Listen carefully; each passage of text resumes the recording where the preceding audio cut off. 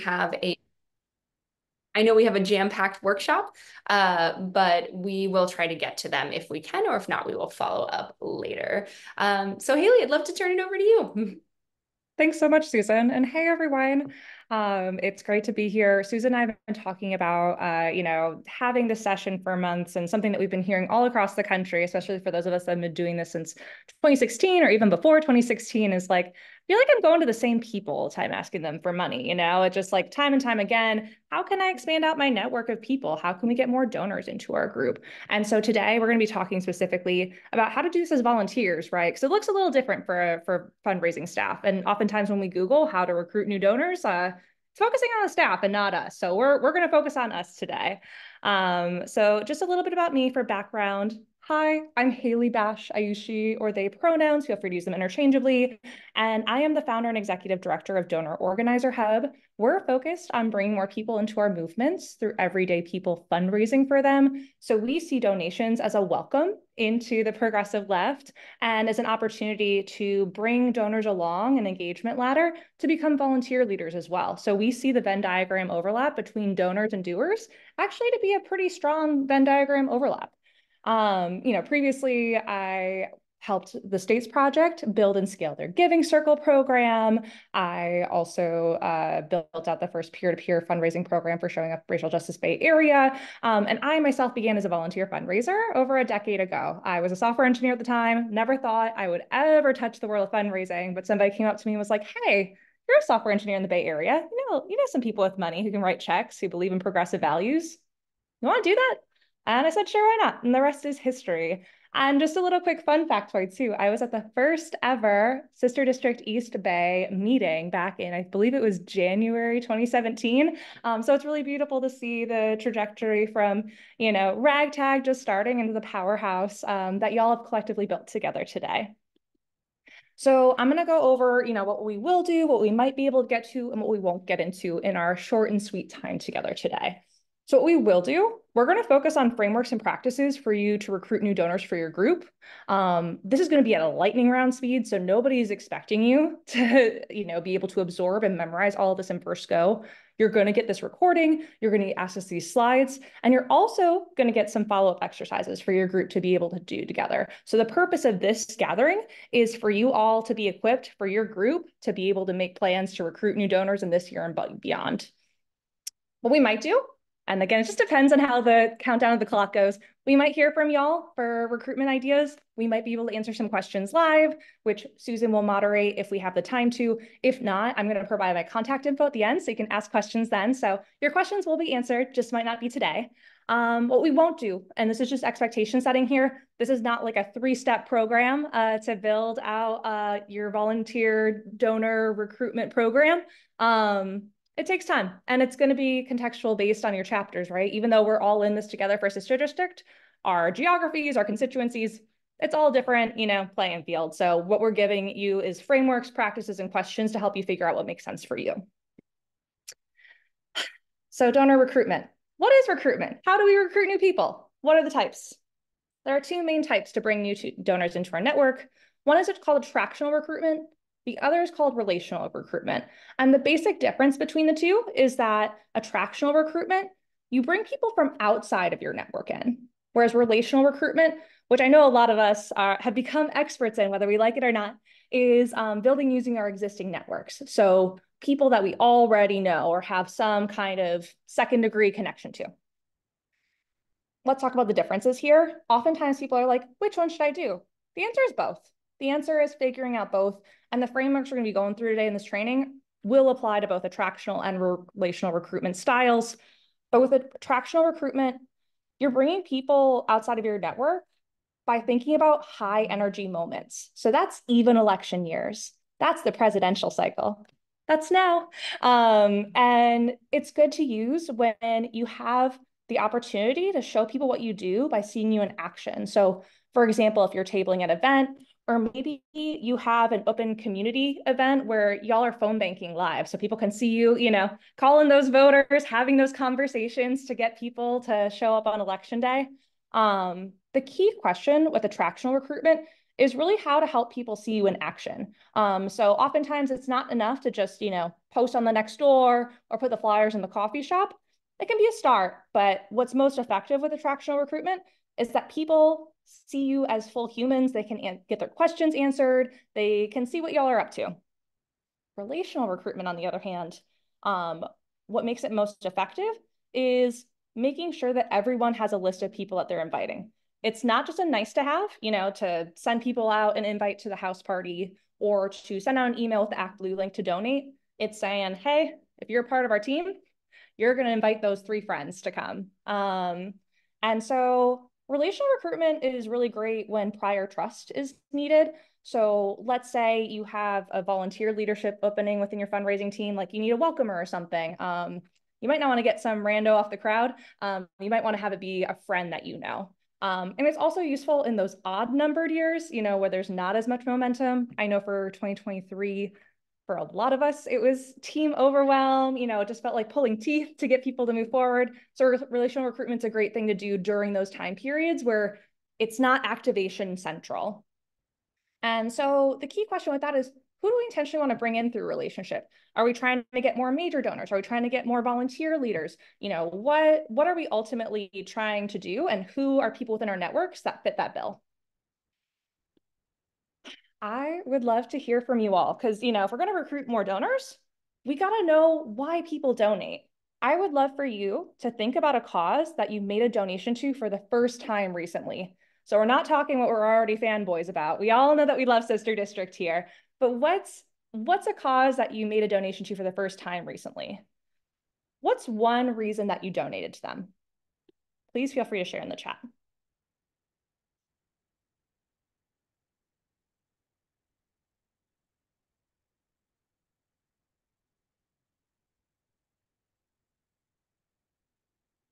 Was it that a friend asked you? The nonprofit my friend is the fundraiser for? Yep.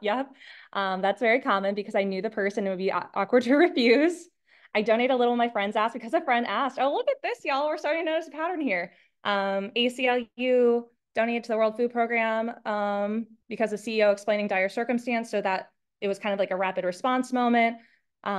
Tree replanting in urban areas. Donate because you were researching. Okay, so you're making an active search there. Environment protection of polar bears, very important. PA, turn it blue, need to flip the house. Oh my gosh, yeah, the work is impactful. Stop a bad candidate because you love a candidate. These are all valid and different reasons, right? And you can imagine when we think about human psychology, there's a lot of reasons why people donate. And it's very interesting because oftentimes when we're thinking about it from the perspective of fundraisers, we're thinking solely about the due diligence, the strategic investment, this is a really close and flippable race, here's where your dollars have the most impact.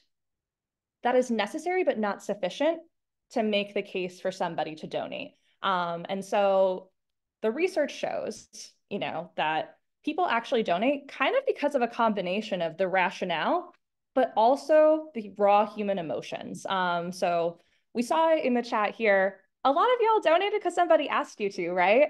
And so if you are newer to fundraising and you've been thinking, oh, I can just like insert it in my newsletter to my friends at the bottom of the link, but not make a direct ask, to say, hey, I'm trying to raise X amount of dollars, or I would love for you to donate today.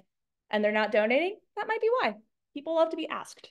Another reason is that people want to reinforce their identity as being principled, as being generous, and that's not a bad thing. We're not hitting on that. We're human beings, right? We want to feel like we're good people and that our beliefs and our values align with our actions. In some cases, for those of us that have wealth and privilege and access to that kind of stuff, it might be helping to show us that, we're prestigious and important. We take a picture with the candidate, we can have that 15-minute call with them, whatever it might be. Another reason is to be a part of a community that's bigger than ourselves. Oftentimes we think about it as like impact, like policy change and all that. What's tied to that is there is this human emotion of wanting to collectivize a little bit. Even if I don't know other donors that are donating, just knowing that there's this bigger goal, my $5 is going to the $50,000 that they're looking to raise. We're in an isolation crisis. We want to feel more connected. One that's very common, and we saw this a lot when Roe versus Wade overturned, when Ruth Bader Ginsburg, was no longer with us, is the feeling of emotional relief, especially after rapid response, like, feel guilty or anxious, wanting to take action. And another common reason is people want to help themselves or their loved ones. They feel very directly connected to an issue. They might have experienced houselessness themselves or their loved one did, and they want to support an organization that provided food or shelter to them during those tough times. Basically, the big takeaway of this is oftentimes we get so in the weeds when we're writing our fundraising emails of, oh my gosh, here's why state legislatures are so important. Here's why the candidates are so important. We kind of forget about the human psychology and behavior behind why people donate. So this is just to really open us up here with, being able to have connective tissue with those folks. Okay, Haley, that sounds nice. How does that connect to more donors? There are these researchers from a place called the Turnkey Institute. They focus specifically on peer-to-peer fundraising research. So thinking about in the medical research land, Relay for Life, March on Dimes, where volunteers walk, run, cycle, whatever, a certain amount, and have their networks donate to them because they are doing that for the cause to cure cancer, whatever it might be. So they have decades of data on how people donate and how people fundraise. And what they published mid last year is this concept called a self-validation feedback loop. We're getting a little academic here, right? But I swear we're going to get into the tactics soon. So bear with me. Self-validation feedback loop is specifically thinking about how we seek out groups that are similar to us that build our identity. For example, I'm a University of Michigan alum. For all of y'all that are not University of Michigan alums, we're pretty annoying about it. As soon as I meet somebody, even if we have nothing else in common, we can be on for 2 hours, talking about what class, were you, what were your nostalgic experiences, what Ann Arbor is like now. And if I meet other people through this person that also went to the University of Michigan, maybe we show up at an alumni association event in the Bay Area. And then suddenly, because I have all these friends there, I'm like, well, I might as well join the alumni association. It gets me, $5 off each event. And then if the alumni association's like, our spring fundraising drive is on, I'll be like, oh yeah, of course. Like, let's bring in the Baby Go Blue people. Universities actually do this all the time. So if you're wondering, how do they get those endowments? In large part, it's because of this effect.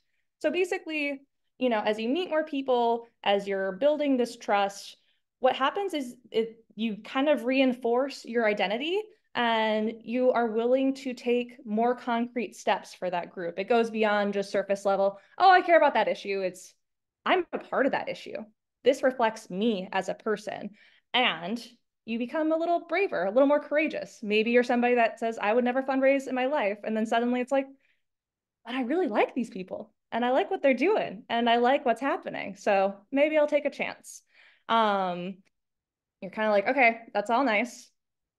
How does this apply to our groups? It applies in specifically how we communicate with donors and how we think about communication plans with donors.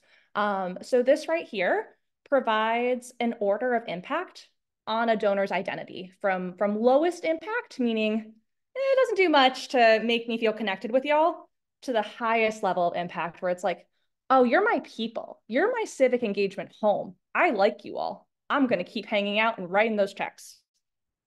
The first level, most all of us have this, is organization to donor. So that's a newsletter. We're not hating on newsletters here. They're very important. It's great to get the word out about your upcoming events, about news on the ground, about ways to plug in.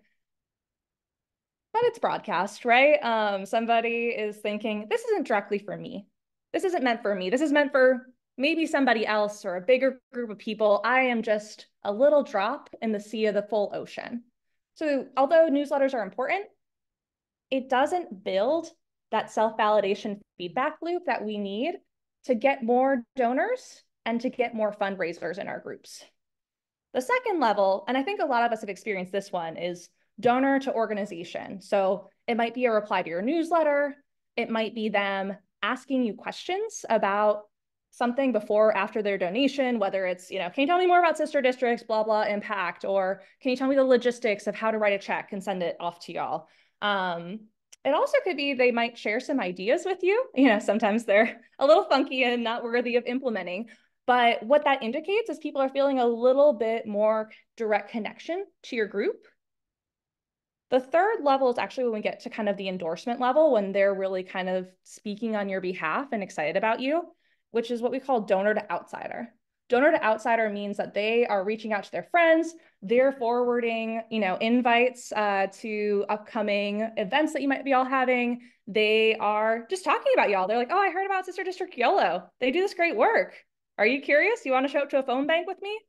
And that's powerful in itself because it is bringing more people, but it might kind of keep it just to that person and their friend, like if that person bails out, then their friend is like, oh, I'm no longer showing up to phone banks because Susie, stepped away from the chapter. What ends up being the most powerful in both getting more donors, getting donors to donate more, and getting more volunteers, that ultimate triple threat, is donor to donor. It's community, which not a lot of folks are doing. And what we mean by community here and donor to donor is, let's say you're hosting a house party. It could be virtual, it could be in person. Taking even just a few minutes to have people get together in pairs or trios and share their name, share what brought them here today, and share why the issue is important to them. It helps them build connective tissue together. So it's not only about why state legislatures are important, it's state legislatures are important and I know other people who care. Because oftentimes it can feel very isolating to be the only, nerd that's really into this kind of stuff. If you're thinking about, if you only do digital fundraising, let's say you only send out emails to your folks, instead of, a total BCC to all your people, you can kind of group your people and show not in BCC, but in the to line based on how you know them. And they don't necessarily have to know each other. I'll do this quite often as a volunteer fundraiser where I'll think about my Michigan friends or my weightlifting pals or, fellow Bay Area organizing pals. And I will send an email being like, hey, I'm looking to raise, let's say $500. And I would love my fellow Michigan Wolverines to step up. If you each donate, $10, you'll help me get this far of the way there. And what that does, even if they don't know each other, they're like, oh, fellow Wolverine, go blue. Yeah, okay. Hey, I just donated $10. And then it kind of creates a chain there. So people are feeling like it's not just them and me, it's them and more people in this together to do a collective goal. So when you focus on number 4, you're going to raise more money, you're going to bring in more people. And you might be saying, Haley, okay, where's the data for that?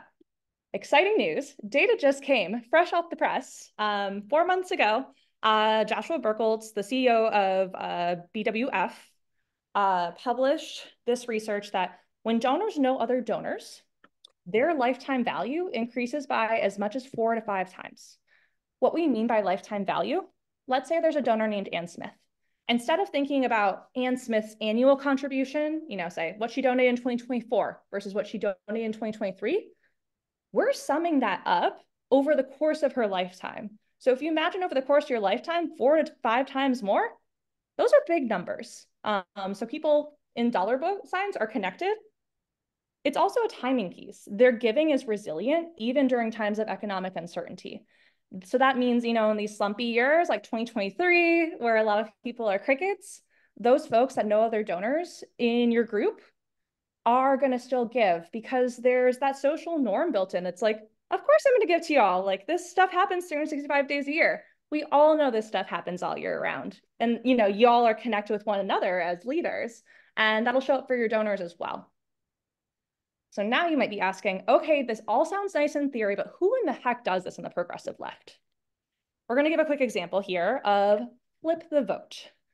Flip the Vote is a volunteer-powered organization. They are national and distributed, although they have quite a bit of a presence in the Bay Area. They raise funds for BIPOC and youth-led organizations in Zoom and in-person house parties. So their model is to get as many house parties as possible that are fundraising focused. So they want to think about both getting more house party hosts and getting more dollars and donors. So what they do to support that growth is that they facilitate small group sessions for house party hosts to meet one another and share hopes and anxieties. So this is totally separate from fundraising. This is totally separate from training on how to host a house party. This is community building. And what that does is it creates such a positive experience for the hosts that when they host their house parties, they give the most beautiful testimonials. They're like, oh my God, hosting a house party for Flip the Vote changed my life. You got to do this. Oftentimes people are like, oh, hosting a house party takes a lot of work and you got to get your people and the refreshments and the invites. They flip the script and they're like, this is so powerful. I was never seeing myself as an activist before in my life, but now I am changed. Join me. And so each of their house parties, which has, I think on average, last time I checked with leadership, around 30 people, gets 2 to 3 more hosts. So it has that force multiplier effect. And they raise around $10,000 per party, which I'm not saying is ever, all of our networks are different, but just to ground in the fact that, when you build that intentional community, it does have those ripple effects, both in terms of number of donors and how much is raised. So we're going to do the ultimate recruitment case study that comes from this church, this mega church called Saddleback Church. And progressive organizers across the world use this case study to build out their recruitment models. And you might be like, well, Haley, a church, progressive donors? Let me tell you what, churches get donors. Members really are equivalent to donors. I believe in the US, something like 93% of church members contribute in the form of regular weekly contributions to their church.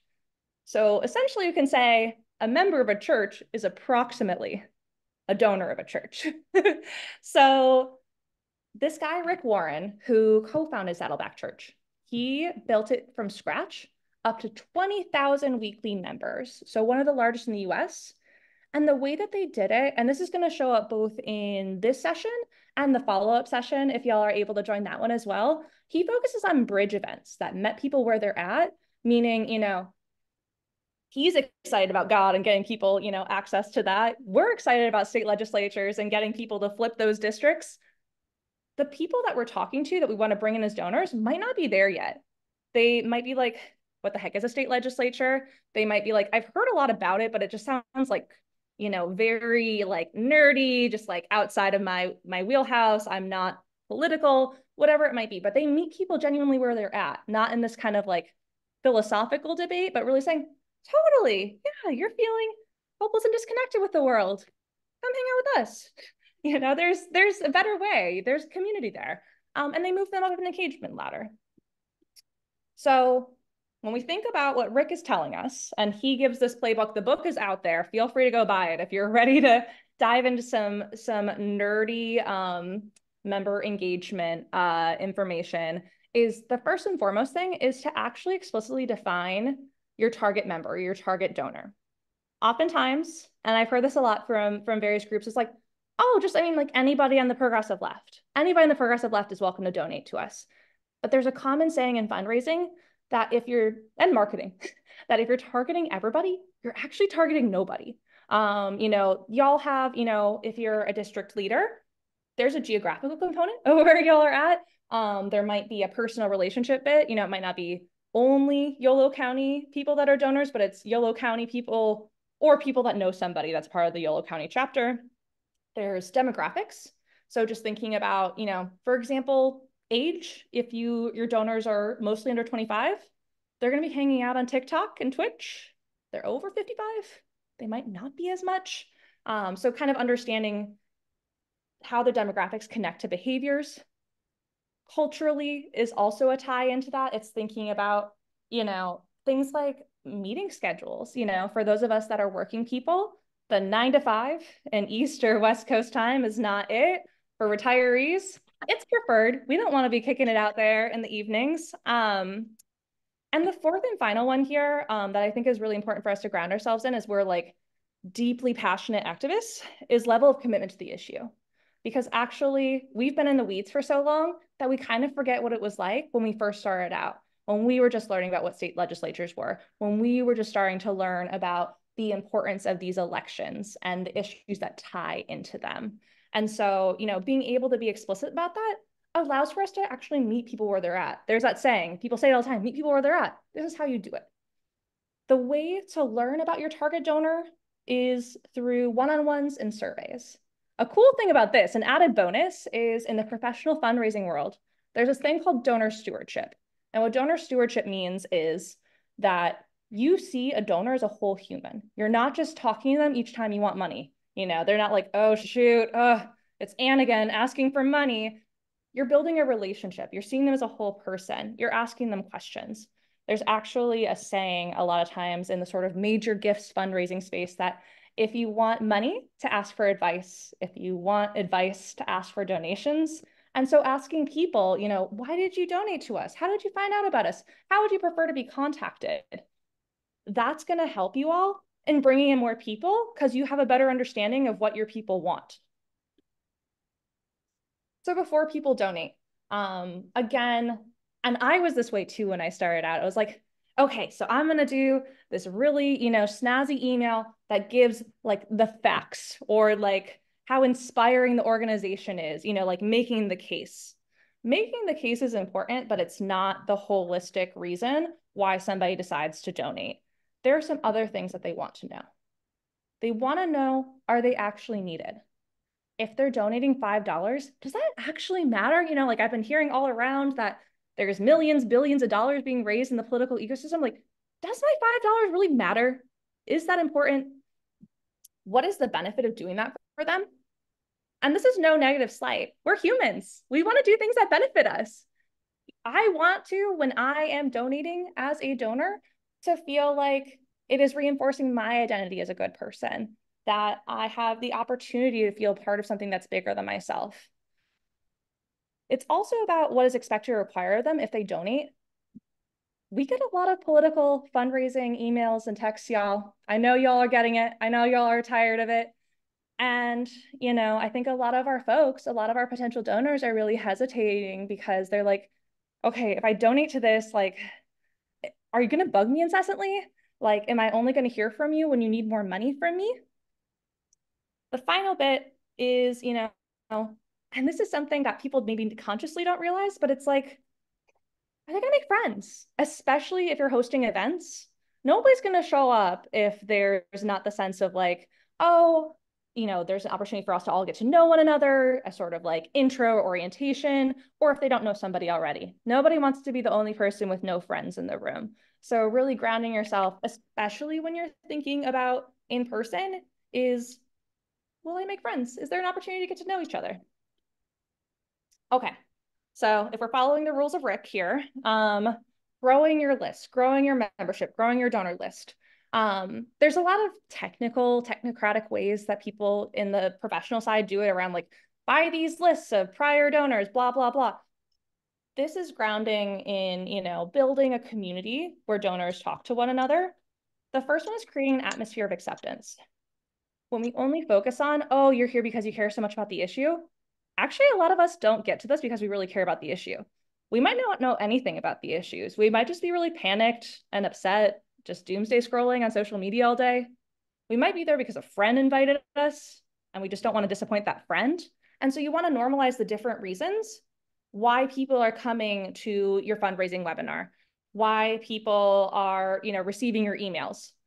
Create this normalized sense of, we want you all here and we want to learn about you to the extent that we're able. The other one is to monitor effectiveness on a regular basis. And so this gets back to the surveys and one-on-ones with donors, is really checking in with first-time donors to let them give their frank and honest impressions, because that's going to allow you to sort of improve and iterate and experiment over time to see what works. At Saddleback Church, they do this weekly. Y'all are volunteers. Feel free to do this monthly, quarterly, but just having some kind of cadence and discipline and checking in. The third piece is offering something that they can't get anywhere else. I'll tell you what people get everywhere else right now. They get emails.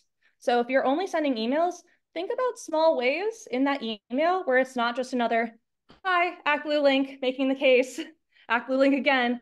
But it's really grounded in, you know, maybe you add an inspirational quote to each one and why it grounds you. Maybe you're giving somebody a fun fact about a different state legislature. Maybe there's all different kinds of creative things, but you just kind of want to think in that ideation space of how can you offer something that people can't get anywhere else that'll bring them back to you, that doesn't make it just another email in their inbox or yet another political fundraiser in 2024.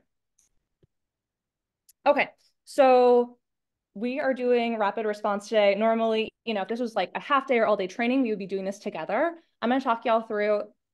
Nobody's going to say anything if you don't do this homework, but these are resources for you all to build out your donor recruitment pipeline that will be sent to you after this summit. So 3 resources: reflection prompts specifically around your target donor, an empathy map exercise. And this is used by marketers to help figure out, how we can drink more Coca-Cola. So the empathy map exercise is helpful for you to be able to connect to your target donor, to really dive into what they're thinking and feeling. And the third one is a recruitment idea exercise that generate ideas to bring more people into your chapter as donors. So reflection prompts, and this will be directly in your Google Drive packet. Who is your target donor geographically, demographically, culturally, and what is their level of commitment to the issue? And it's okay to be honest. It's okay if they're not at the level that you want them to be at. That's why you're here, right? To bring them in as a donor. So they might be directly impacted or know a lot. Probably, I would guess they know a little, but not a lot. They might not know anything at all. Maybe they know about it, but they don't care. That's something to explore. Empathy map. So with an empathy map, it is a tool for teams to develop a shared understanding for their target group. So it's focusing on one target person's before and after in experiencing your group. So it's thinking about, what are they saying? What are they thinking? What are they doing? What should they be doing? What are their pain points? What this allows is for us to build a stronger donor recruitment process. It allows us to step outside of the, oh my gosh, I'm so overwhelmed because I just keep asking the same people all the time. It allows for you to tap back into, these are the kind of people that we want to bring in to our group. And here's how they're thinking and feeling, so we can meet them where they're at. So this is an example, and you're going to get this in the toolkit as well, of an empathy map canvas. The little face there is that target donor that you're trying to bring into your group. And you go through a series of basically 7 themed questions with some sub questions in there. So it's thinking about, who are we empathizing with? What do they need to do? What do they see? What do they say? What do they hear? And think about their pains and gains. It's a really powerful exercise. I often will encourage people to do it individually and then share out in groups, because oftentimes having more than one brain in the room allows for you to see the fuller picture of the people that you're trying to bring in. The final one is going to be a recruitment exercise, and this is a fun one. So we all know the challenge. The challenge is why we're here. Recruiting and retaining donors is challenging for grassroots organizations, including all of us. And the reasons for it, let's be explicit on the barriers. There's 4 main barriers that we've identified at Donor Organizer Hub kind of across the board for what holds people back from being able to recruit new donors. One is that people don't have enough time to research, or they don't have enough resources to donate, or they think that they don't. Second barrier is that they don't think that they're this ideal donor. They think of donor, oftentimes we have these stereotypes, right? It's a kind of a codified word for white, wealthy, connected to other white and or wealthy people. And it's tough to see us as everyday people as donors. And also there's some slick little rumors going around, in the progressive left, where it's like, you're a donor, you're a doer. You can be both. You can be both. That's a barrier. That's a barrier. That's dollars on the table. Donors don't feel like they're making a difference. And this gets back into the, well, I only have $5 to give. Does that actually matter? Do y'all actually care? Is that important? How do you address that? The fourth one is funny. This one doesn't come through until you start making the ask, but those of us in the room that have been making the asks can feel this one very deeply. People forget that they committed to donate. Like I call them up and I'm like, hey, Anne, will you donate $20 to your campaign? And Anne's like, of course, I'll do it later today. A week later, I'm looking at the ActBlue page, Anne's donation's not there. So how do you address that, especially when it comes to people that you might know directly? How do you handle that? So the way that this exercise works, I always tell people it can be done with as little as 3 people, as little as 15 minutes. If you have more, though, that can be excellent. It's in 4 steps. So you'll brainstorm together individually. You'll write down little ideas, either on index cards or in a Word doc or Google Doc. The second step, you'll do a design telethon.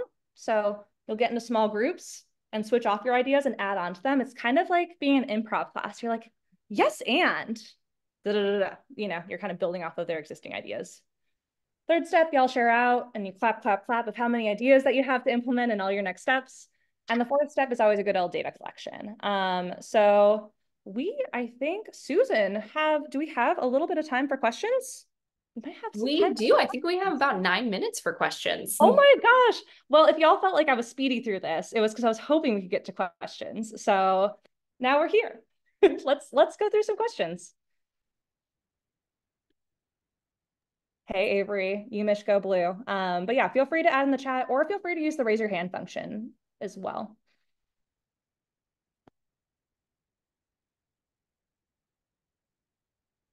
I have a question, but I can't find the reactions. Oh, there it is. So what's the best response for the whiners in our lives?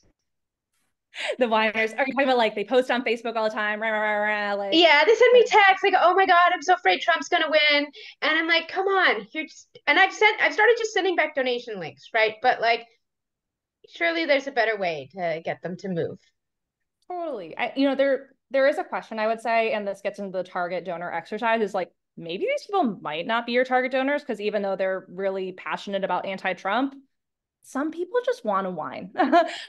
So that's one thing to consider. But, steps that you can take is really reflecting on just trying different ways. Like a lot of us might feel like the nag sometimes, like, oh God, I'm like commenting on like the same link on every single Facebook status that they make. Okay, Facebook statuses don't work. What about, like the next time that you grab coffee with them, bringing it up and trying different things makes it so that we have to get into a courageous space, right? Because oftentimes if we're doing the same thing over and over again, it's probably where we're most comfortable, like sending the email, posting on social media. So if you are trying to get to those people, if you do feel like they are your target donor, try different tactics. And oftentimes the tactics that tend to be the most successful are the ones where they're more in person. Like if there's somebody that is a close friend of yours, be like, hey, let's go to this event together and like dinner's on me afterward or something like that. That event could be a fundraising event. Getting them in person, gets them out of the spirals. They get around the good times. It might change. So the short answer for you, Leanne, and thank you for this question, is experimentation on different tactics. So just not trying the same thing. But I would, just for your own sanity, go back to that target donor exercise just to make sure that these people are it. Because there's a lot of people in the world. Not everybody that hates Trump is going to be our donors. Hey, Christine. Hey, thanks for this is a great session. My question is getting back to something you mentioned earlier about providing some kind of a positive feedback to first-time donors. Well, I have a little familiarity with Act Blue. I can see that we get a list of who's donated, but is there some way to flag who's a first-time donor other than us having to like manually compare names so that we could make it easier to identify first-timers so that we can do some additional outreach to them? Yeah, that's a great question. The sour news is Act Blue makes it kind of difficult, especially, if different ones of us are making different Act Blue pages. What I will say though, it is worth the effort. We're going to talk about this in the second session on different roles in our teams that we can have to support us in building out these donor recruitment ladders and these donor engagement ladders. But having a data person that can do it for you if you're not a data person, definitely ideal. And it's worth the effort because not a lot of people actually get calls to be thanked. When they're getting calls again to be asked.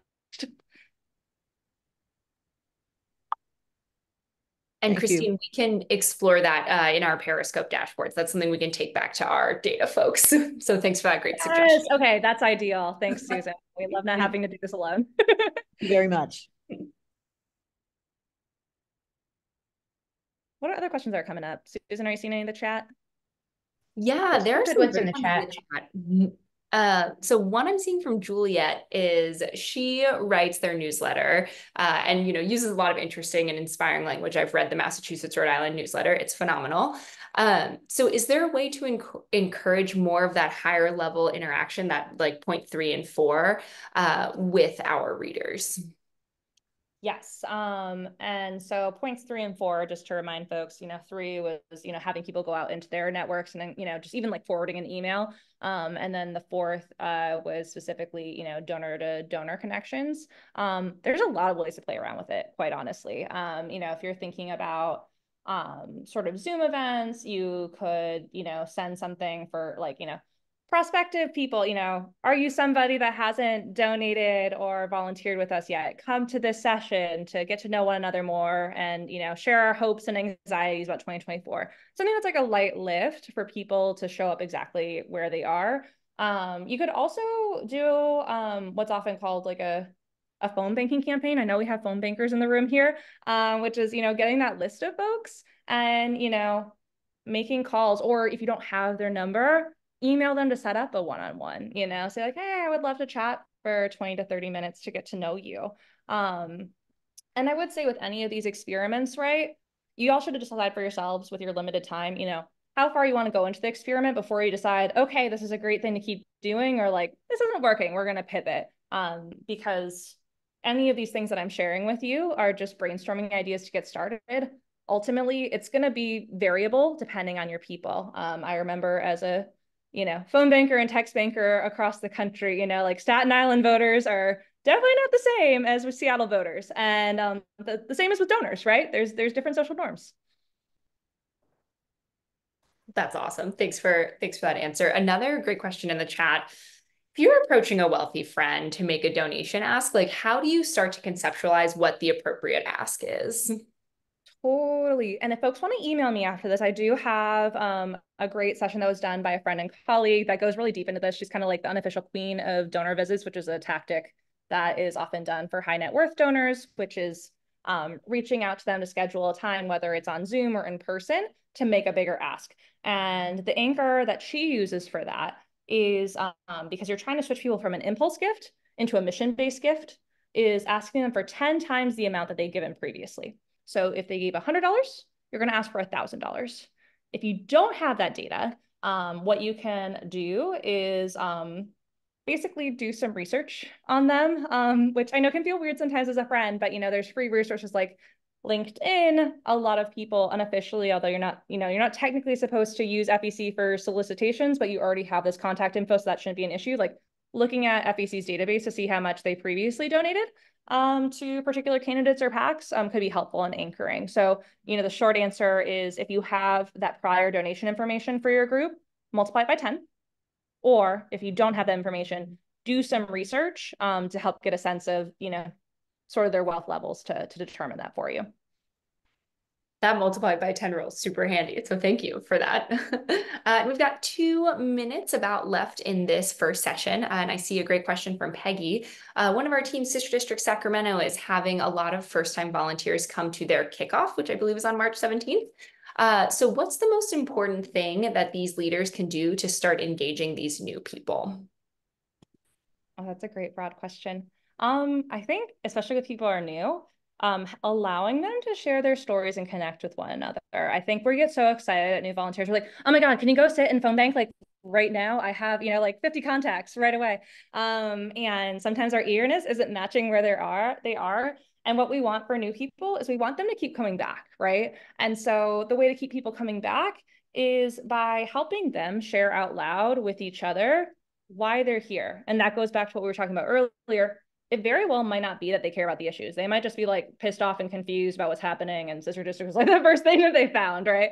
And so giving space for people, and that in practice could just look like, before your meetings, offering like a 15 to 30 minute orientation for new folks. It could be like specifically welcoming the new folks. Like churches do this all the time, right? Like, hey, Susan, she's new. Like, go talk with her, afterward, or like follow up with her on email, whatever else. It also could be the small groups that we were talking about, right? So just setting up a really quick, easy breakout, 2 to 3 people, where you're asking, hey, share your name, why you're here, and what you're hoping for, as far as next steps. So I think that's the number one focus that y'all should be having when you have new people come in the door. Don't, do a little bit of action, but do a whole lot of community building. Little bit of action, whole lot of community building. I love that so much. That's super helpful to take away from this. And we are actually heading into the end of this first session. So this breakout room is going to close in about 30 seconds, everyone. But Haley is going to be back with part 2 to this awesome fundraising workshop to talk about how we can engage and further escalate donors once they're in the door. So I'll be explaining our new options back in the main room. And then I encourage everyone who attended this session to come back and join us to hear Haley's part 2. too. So thanks all, and hope to see you in a couple minutes. Thanks, y'all. Such great questions. Seriously, keep them coming.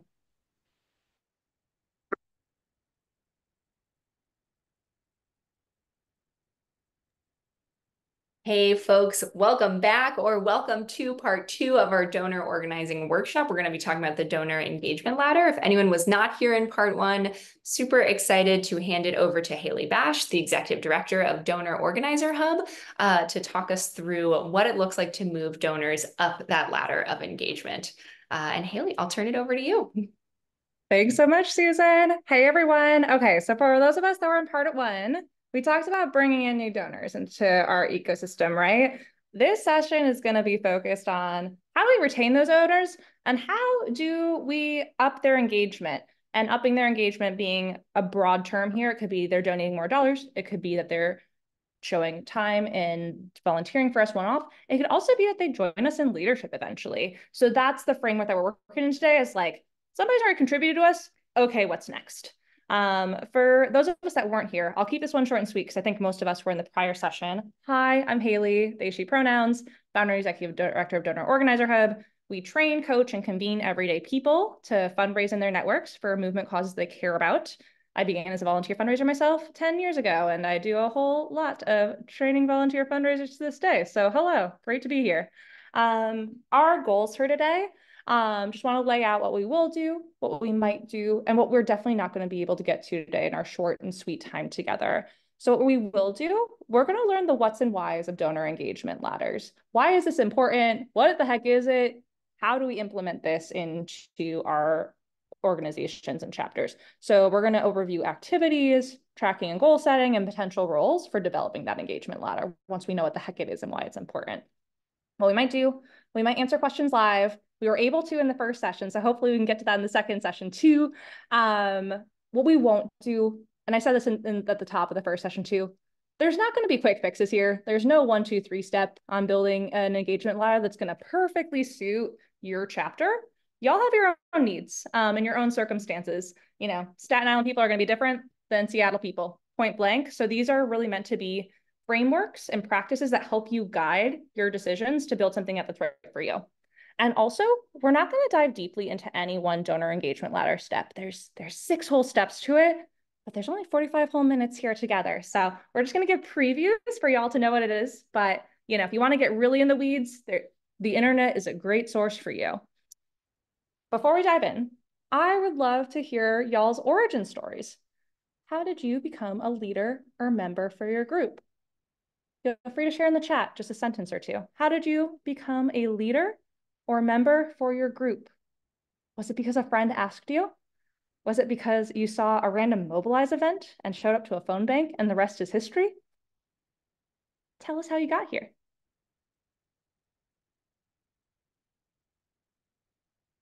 Invited to attend the leadership meeting and listen. Yes, Marcia, you're being primed to be a leader.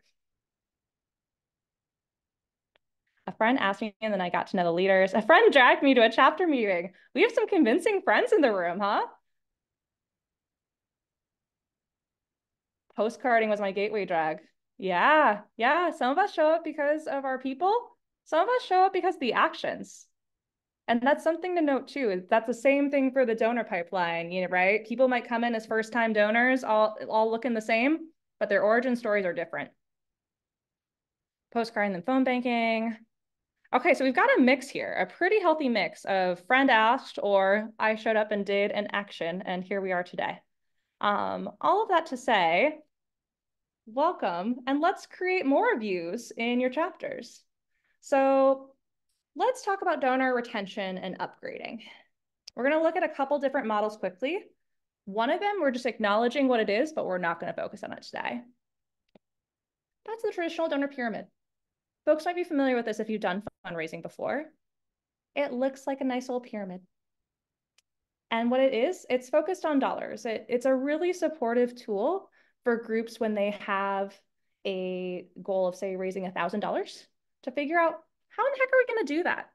How many major donors, how many mid-level donors, and how many small dollar donors is that going to be?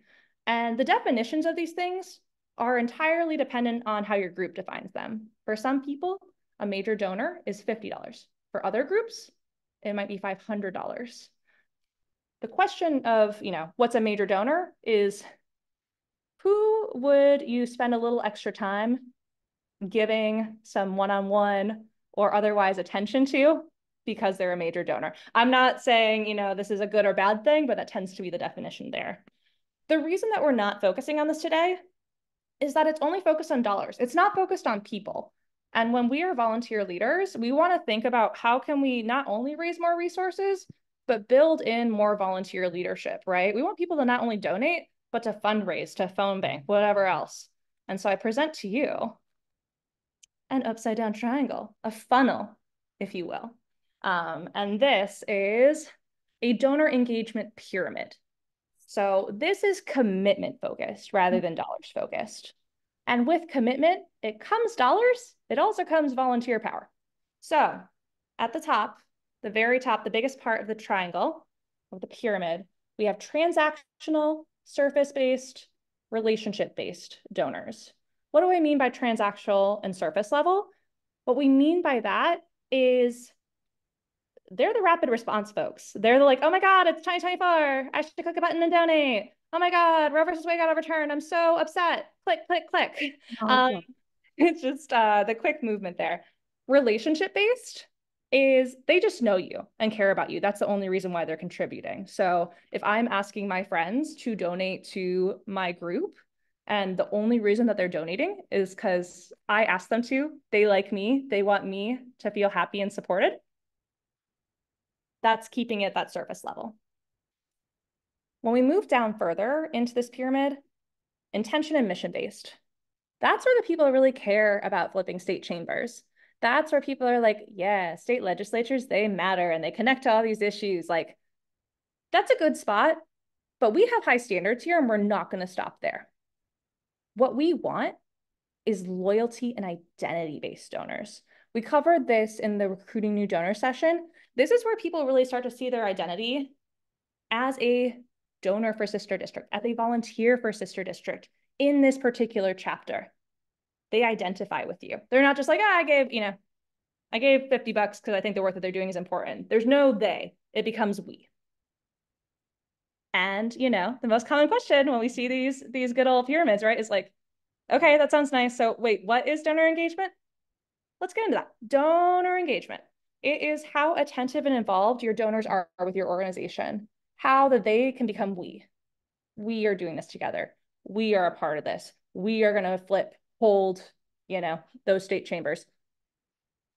It's also the key to donor retention and upgrading and volunteer leadership, which I hear a rumor those are important things in sister district chapters. So, stay tuned, keep going. Before we get into the ladder itself, right, the like, how in the heck do we get people into this funnel where they're loyalty and identity-based donors? Let's get into a mindset of engagement. Sometimes we stare too much at numbers without realizing that there's a bigger context behind those numbers. We rarely know what a dollar means to a donor. Somebody who donates $20, that could be more than their hourly wage. It also could be 20 bucks at 20 million. It's nothing. It's like less than a penny to most of us. And so just know that even when you get a first-time donor, you know something, but you actually don't know a lot about them yet. People who give small donations often have unseen financial capacity. And I'm not saying this is guaranteed, but oftentimes people will, if they have high net worth, they're like, 25 bucks. Let's see what happens. Let's see how I'm engaged to. Let's see if I'm treated like a human or an ATM. Let's just see. And if you engage them more, you start to perhaps see some more zeros or just a bigger number. So that's something to think about as well when we think about this engagement mindset. The final one is that transactional fundraising does not build movements or create meaningful change. And this goes back to not treating people like ATMs, right? We're not going to be those political fundraising spammers, just like only sending people emails and or texts when we want money from them. We're going to treat them as whole humans with a full potential beyond their checkbooks. That's also how we get more checkbooks, right? Thinking of people as full humans and not just their own checkbook. So let's talk about an engagement ladder. Engagement ladders are a tool that is used by organizers across the world to move people from their first impression, their first contact with us, into that ideal persona we want them to be. Who's our ideal donor? What are they doing? How are they acting? What are they thinking? Let's talk through this. Let's go up the ladder together. Let's go on a little walk. We've been sitting down all day. So observing is the first level. This is the intro into your group. It might be that they stumbled upon your website from a weird Google search. They might have found you through tabling. Maybe a newsletter got forwarded to a friend. This is just their like, oh, okay, this group exists. Cool, got it. That is as far as they've gotten. They just observed and acknowledged your existence. The next level up the stair, where they're taking that brave next step, they're following. This is the curiosity phase. This is like the getting to know you phase. I am a boomer and haven't used a dating app before, but I assume it's like that you're like talking on the instant messenger still. You haven't gone onto the date. So it's like, newsletter sign up, it's social media following. Maybe you have an introductory webinar that is, meant for first-time people. They sit in. They're just following what you're doing. They're not taking further action. They're just kind of observing, kind of hanging. They're the lurker, they're a lurker. The next step is endorsing. So this is forwarding and sharing updates from you all. So this is a light level of commitment. They're like, I think I like what these people are doing. I'm comfortable enough to share it, at least with people I know that I trust. Like I'm not going to go and make a fundraising pitch for them. I'm not even going to sign up for a phone bank shift, but I'll forward to a friend. That seems nice. Or if I'm having a coffee conversation with a friend, oh, did you hear about, Indivisible East Bay? Yeah, they exist. That's cool. So it's a next level up, but, we want to get closer and closer to the donate step, which, we talked all about how to recruit new donors in our last session. So the reason why this comes after the forwards and updates is actually a lot of times, a lot of us will share information with others, but we don't actually take the action ourselves. There can be a raise your hand moment if we had the time. I'll raise it for myself at least. I'll often share opportunities to take action, like, oh, here's this phone bank shift or whatever, before I actually sign up for the phone bank shift myself. Just acknowledging human nature here. Not a negative thing, it's just who we are. The next step is owning. So this is kind of where we want to get into the meat here of people are not just these first-time donors. They're not only donating to us, they're signing up for a phone bank shift. They're bringing their friends to our house parties, to our events. They bring ideas, which sometimes for those of us that do fundraising can be really annoying. It's like, okay, you don't understand the context.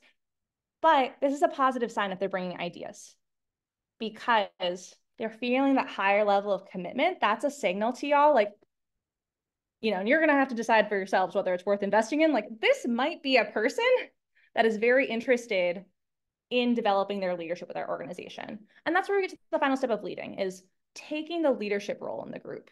So they're not just showing up to one-off phone banks. They're a phone bank shift lead or, something where it's ongoing. They're taking tasks. It's not just one-off. They are a part of us for some length and period of time. This is a lot. This is a lot of steps, right, for us to think about.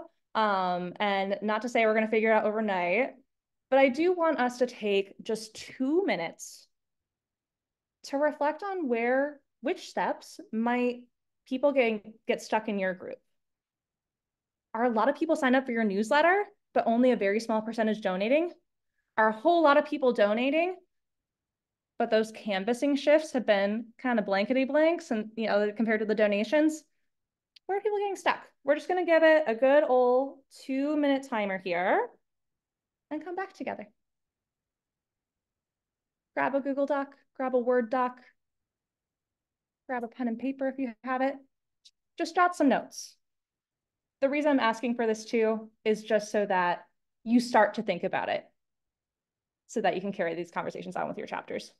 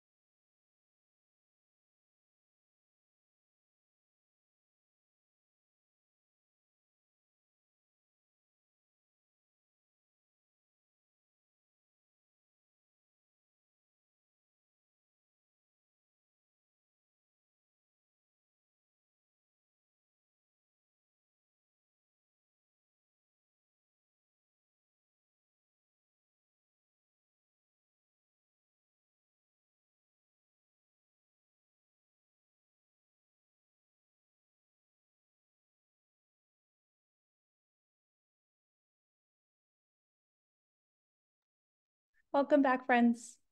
Feel free to jot down your last little sentence of notes and come back to this screen. This exercise, this rapid exercise, is meant to just help you get started. Oftentimes with these prompts and these frameworks, it's like, oh, I'll deal with that later. I'll look at it later. I'll think about it later. So this is a 2-minute of, we're not going to have perfection be the enemy of good. We'll start thinking about it. Feel free to share in the chat where you think that your chapter is getting stuck in this leadership ladder and why that might be. And in the meantime, we're going to continue on. So how in the heck do we get people to move up these steps? Going upstairs is tiring. And oftentimes, people are stuck. How do we get people unstuck? The answer, and this is an oversimplified slide, but the answer really does come down to behavioral psychology. It's these 3 psychological needs for well-being. And if you think about this in every step of the engagement ladder with your donors, you're going to see more people convert. Let's go over these 3 psychological needs. The first is autonomy. So to perceive that we have choices. And so the way that choices can look vary at each level, but it could be, hey, you just signed up for our newsletter. You could be able to come to this intro event, to learn more about us. Or if you just want to dive in, come into this phone bank. Just giving people options for their different ways to plug in and making it clear for them how that next step happens. But there's some level of choice. Or maybe even just as simple as, okay, you're going to sign up for a phone banking shift. Let's give you some options on when you can do that phone bank. The more autonomy that you can give people, the more that they feel they have ownership over the sort of engagement that they're taking on with you all. And that also includes volunteer fundraising, right? So, leaving it open for people, like you can send emails to your friends, you can do phone calls and have one-on-ones, you could host a house party, giving people ideas and options, making it clear how it connects to the next step of the engagement ladder, not being too prescriptive. And I think that's where some groups kind of maybe step on their toes a little bit, is they're like, we want to make this as easy as possible for people. So we're going to make it this only one way to do it. But all of our brains work differently, and all of us have different capacities and different interests. So really honoring people as unique of experiences and skills and knowledge as we all collectively have. The next one is relatedness. I gotta be real with y'all. I've been to a lot of progressive meetings in the past decade plus. A lot of them are boring. A lot of them are very corporate business, very like, okay, we have an hour together. This is Google Doc with every 5 minutes, ba-da-bum, ba-da-bum, ba-da-bum. It feels like you're in corporate America and this is your volunteer time, right?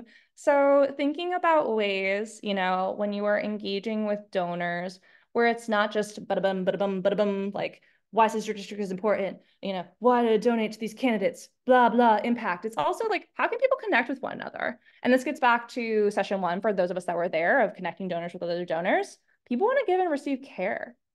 People want to feel connected as humans. They don't want to think of themselves as just like investment analysts or as corporate like drones, The third and final piece is competence, and it's to feel effective at meeting challenges. Competence shows up a ton, as you can imagine, in the donor landscape. Competence shows up in terms of, I only have $5 to give. Like, is that enough to meet the challenge? It also shows up in fundraising, a whole lot in fundraising. All of us, I heard from a billionaire one time that he didn't know any wealthy people. And if the billionaire is saying that, I don't know. I think we're all just lying to ourselves. We aren't giving ourselves enough credit. We know more people than we think, and more people are going to contribute to our causes than we know. So the whole piece of that is to really instill in people's confidence. And we're going to get into some frameworks to support y'all and being able to build people's confidence to be able to donate, to be able to fundraise for your groups. Anybody hear the phrase, I'm too busy before? Does that come up before in your, yeah? Okay, I'm too busy. We're polite humans, like when somebody says, how are you? And it's been a terrible day, you say, I'm good. I'm busy. It doesn't say much, actually. There is a saying in fundraising that no is a not yet. And I would say I'm too busy is a I'm not sure yet. People don't always say yes to our asks right away. So when we're asking for somebody to go from being a donor to signing up for a phone bank shift, let's say, That might be something people say. And it is really, really convenient just to say, okay, I understand you're busy. I'm busy too. We all have work and childcare and all the other things, feeding ourselves, exercising, whatever else. I invite you to be a little courageous, connect with them, be like, oh, I totally get it. I have a lot going on with my job. I mean, and, picking up the kids, whatever else, insert your busyness here. I would love to check in. And this is just, I'm looking back on my time, as a volunteer early in the days, and I thought that I couldn't do it either. So I just want to check in with you, like what's coming up for you? What might be holding you back? Checking in with someone can transform an I'm too busy or I don't know into a yes. If you inquired with somebody about that, and you're trying to ask them perhaps to fundraise, let's say, they might say, I've never fundraised before, to which you can say, that's not a problem. We expect this is going to be most people's first time. We're going to train you, answer any questions you have. Do you have a specific thing you're concerned about? So all that I'm saying here is I'm too busy, and I've said this to people before too, so I say BS. I'm too busy is a bunch of BS. And there is an opportunity to uncover with people what might make them hesitant because they are nervous about their level of competency to be able to donate, to be able to fundraise, to be able to volunteer for our groups. So base building activities. These are great opportunities. So these are check-in points where you're not fundraising with donors. You're engaging them deeper to get to know more about your organization or to connect with one another. And they do three things. They strengthen group relationships, they build new donors into your group, and they strengthen existing donors' identity with your group. So you've got the real triple threat here. I'm looking at this list and I'm like, it doesn't sound like there's a reason not to do this, because we all want to feel more connected with one another. We want new donors. We covered that last session. And in this session, we want to strengthen donors' identities with our group. So no reason not to. Let's talk about examples of base building activities. These could be cultural events. Cultural is a broad term here. Cultural could be, let's have a Valentine's Day writing party for each other where we have little heart cutouts and we write things that we like about each other. Cultural events could be, something that is rooted in people's identities and backgrounds. Cultural is just broad though. Cultural, basically what it means is like, we're not talking about state legislatures right now. We're just not. We're connecting with each other on different levels or aspects of our identity. Political education events. That's the opposite a little bit of cultural events. You talk state legislatures. You make the context very clear.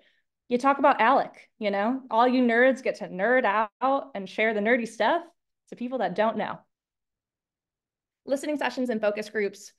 We talked about this a little bit in the first session on recruiting new donors, is getting donor feedback.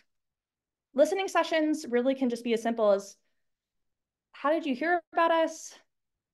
What are things that you would like to do to connect with us? How would you like to, be contacted? What are you thinking about, fearing, hoping for 2024? Just broad things to get to know people in a group setting. Lunch and learns. You've probably been to those before if you've had a job in those kind of learned environments before.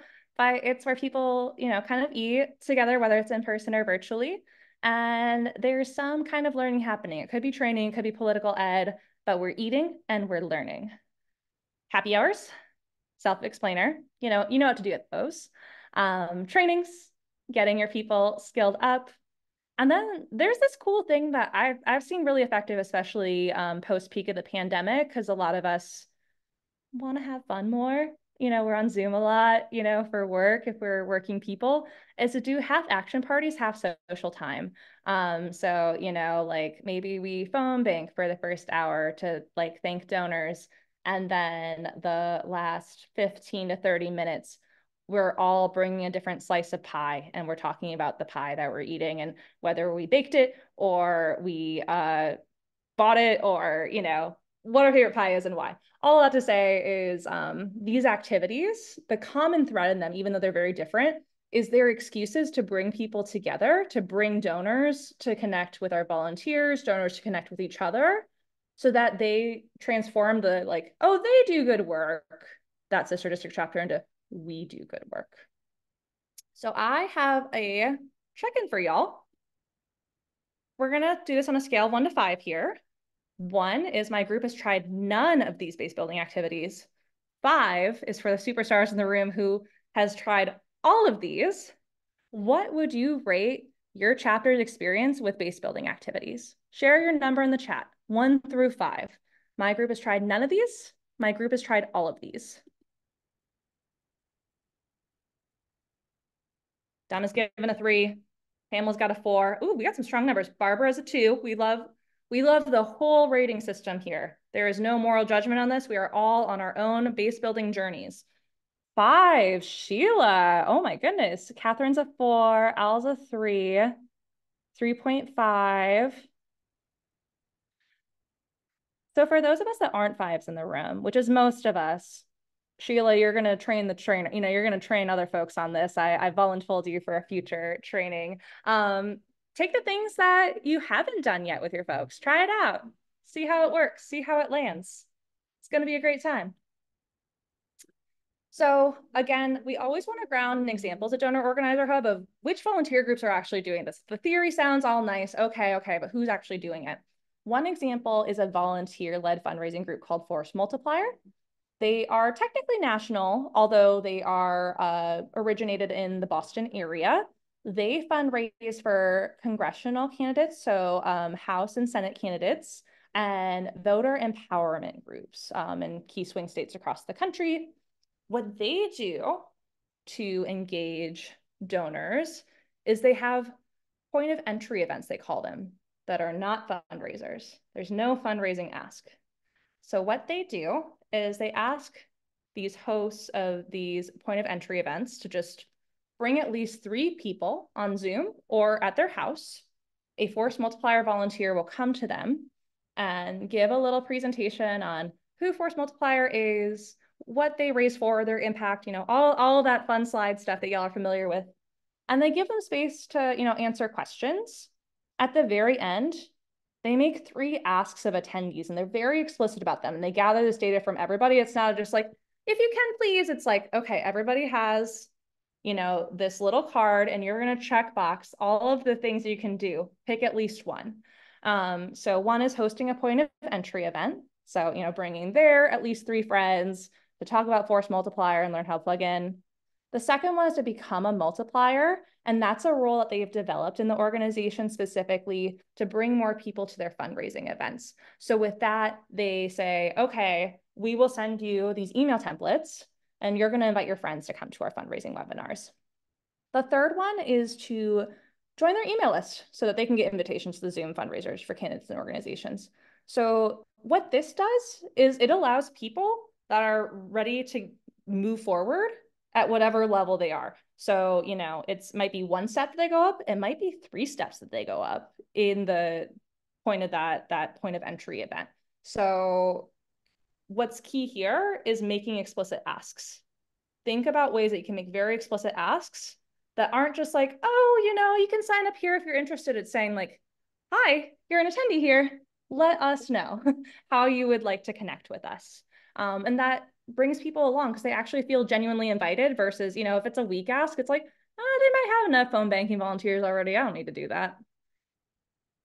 Now we're getting into the place of application within your chapters. How do we actualize these engagement ladder tactics to be able to track and set goals for our chapters? And there's 3 guiding questions here to support y'all. And I will say this is not an overnight thing, right? This is something where, you can start in the next couple of weeks, just sort of putting down basic infrastructure and build it from there. So I don't want this slide to be scary to us. If, the idea of metrics, if that word is scary to you, think about it as like impact, think about it as like goals. But the first one is, what will you do to track donors' progress? I would say, talk with Susan about this one based on whatever data they all have, easy access to at HQ. But figuring out, how can you get a sense of, who are these first-time donors?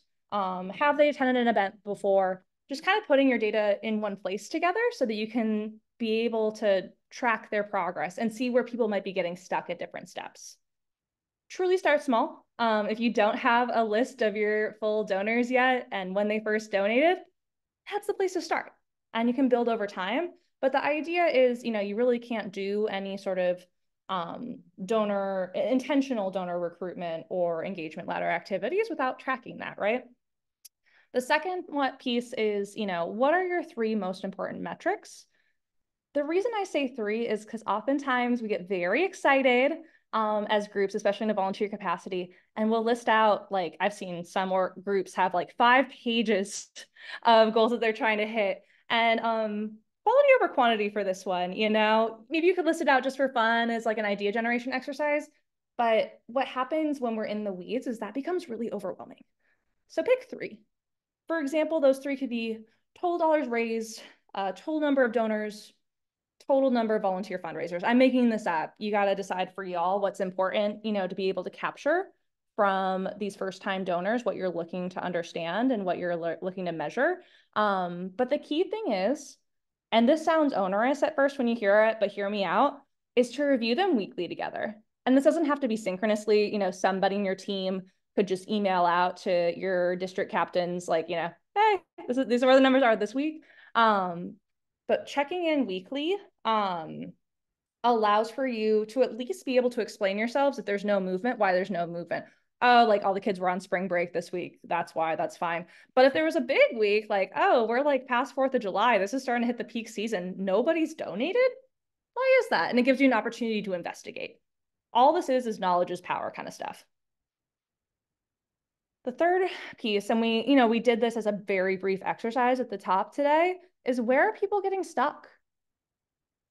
Where, you're getting a lot of people that are signing up for your newsletter when you're tabling at events, but they are not taking that next step to donate, or there's a lot of people donating, but nobody's volunteering right now. Where is that? And, how can you experiment around to find solutions to help them move up that step? Let's talk about potential roles. This is useful in all 3 aspects of psychological well-being that we were talking about earlier. If we're going to get like real academic nerdy, it builds autonomy, it builds relatedness, it builds competency by giving people roles, by giving people jobs to do. I'll give a brief example. I'm hosting a dinner party, you're invited. You come in, I'm feeling chaotic, and I'm like, hey, can you go get some ice across the street?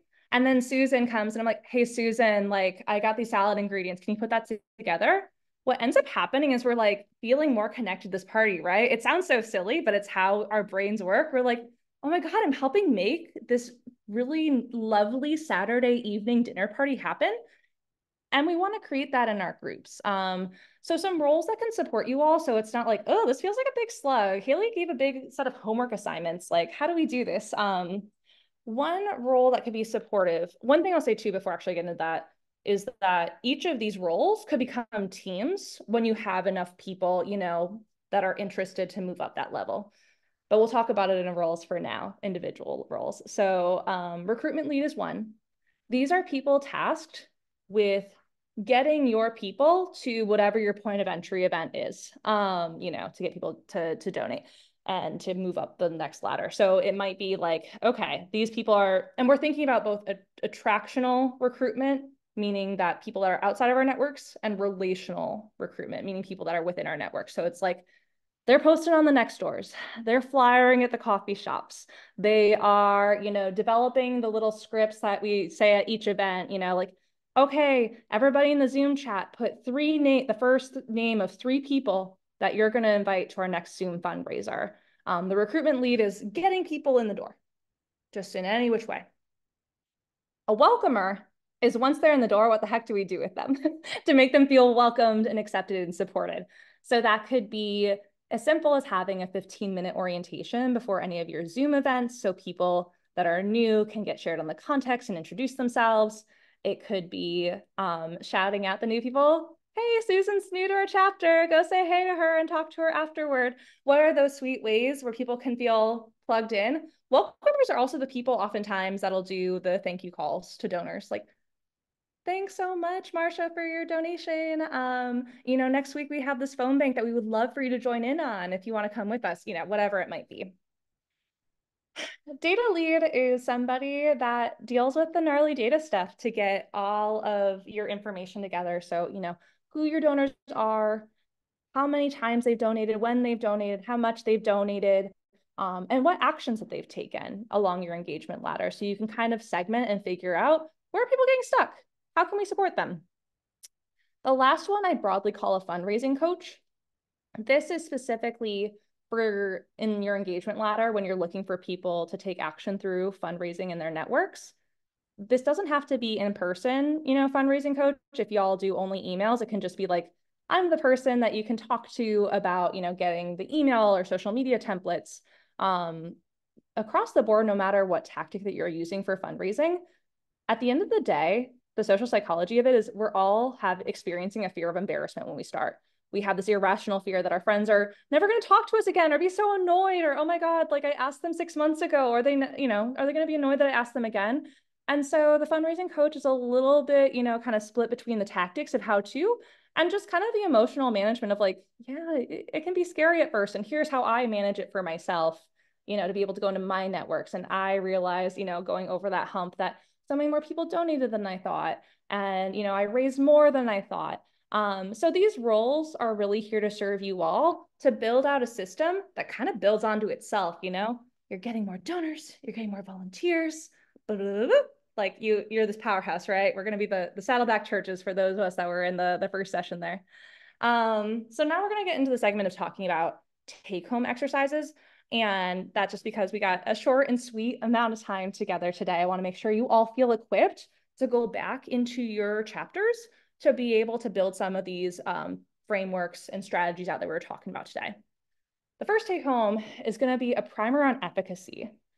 Efficacy is really, really, really important for donors, for fundraisers, because it's ultimately what gets us over the line, right? We're told every day that, this billionaire donated this much, and it just makes us feel like, okay, well, I have $5, so what?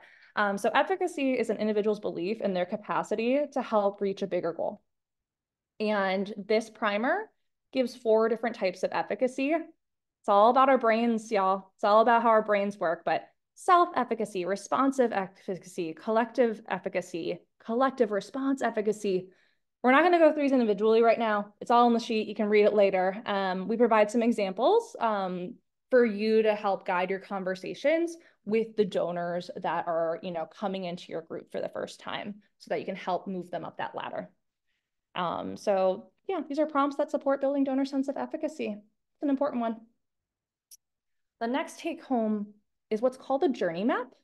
So a journey map is thinking about that first step, the sort of observing level, of the engagement ladder, all the way up to the leading. Like, how do we get somebody from their first impression of us to become a leader? And so it's a tool for teams and groups to be able to get a sense of our donors' full experiences and emotions with the organization, because there's a lot of context behind somebody, whether somebody shows up to an event or not, whether somebody donates or not. It's not just a binary. There's a lot that goes into factoring into people's decisions.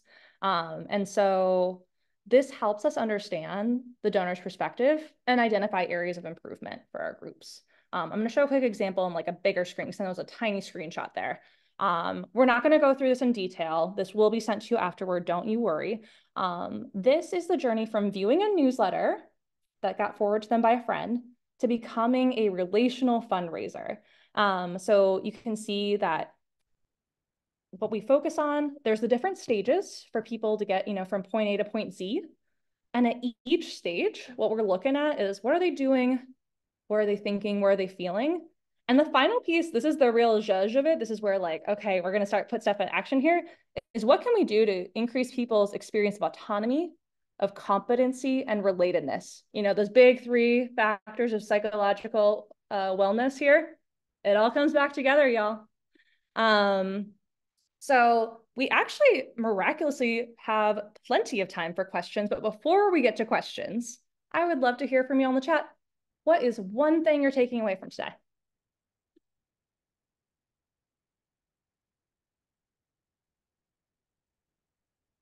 I actually have a question. Can you just go back to the previous slide and leave it up so we can have a little more time to look at it? Of course. Yeah. And for context too, you are going to get the slide after this too. Hold on one sec. There you go. Okay, that one, yeah.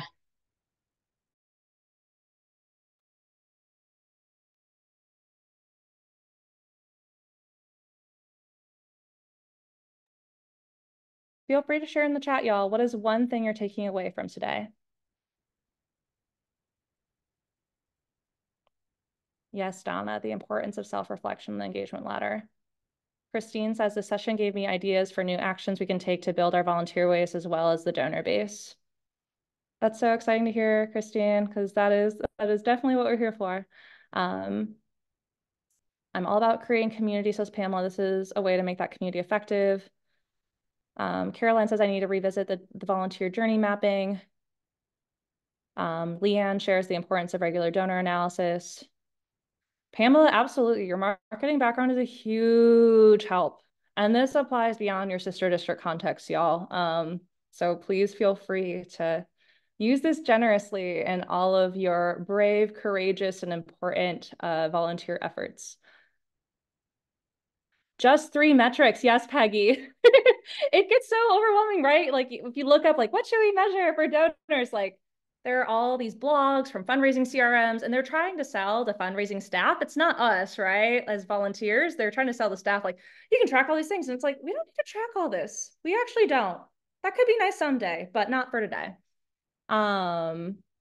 Let's see what else. Al says the importance of having different folks with different skills and personalities in each of our teams. Yes. Oftentimes when people come to us at first, they're like, Haley, does everybody need to be an asker? The short answer is no. Not everybody needs to be an asker in a fundraising team. It takes us all, right? If I didn't have a data point person to keep me in check and keep the spreadsheets clean, oh man, would I be a disaster. Takes us all. Diane says everyone has different reasons, motivations for joining and donating. Yes, absolutely. And that is something, and you'll get this full package. If you weren't able to make it to the first session, we have a prompt exercise specifically on reflecting on your target donor. And that can be really supportive for you to think about, you know, your different reasons for joining and donating as their target donor. I live in a high-rise building and take some ideas to build more sister district community in a vertical neighborhood. Yes, absolutely. If you live in a high-rise condo building and they have those, like, you can rent out the room for free kinds of things, people love coming for a little happy hour, a little sneak peek to say hi and get a beer or, you know, whatever beverage they enjoy.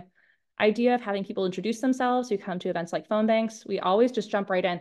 Absolutely. There's a really powerful phone bank that I attended one time where before, you know, hopping on the dials, we all wrote on a little heart, you know, why we're here, like why we are here to this phone bank shift. And, you know, it was sweet stuff. And then, oh my gosh, we ran out of time, but there's more to come. And feel free to reach out over email. You're going to get resources after this. Thanks y'all for being here today. This was fun. Thank you so much, Haley. This was so informative and helpful. And thank you everyone for being here as well. We are heading into a break. So we're going to go back into the main room and be on a break for the next 5 minutes until 12:35 Pacific time. And then we will hear from Lala again and former Wisconsin Lieutenant Governor Mandela Barnes for our fireside chat. So you'll definitely want to be there. Thank you again so much, everyone. And thank you, Haley. Thanks, y'all. Have fun. Enjoy Mandela.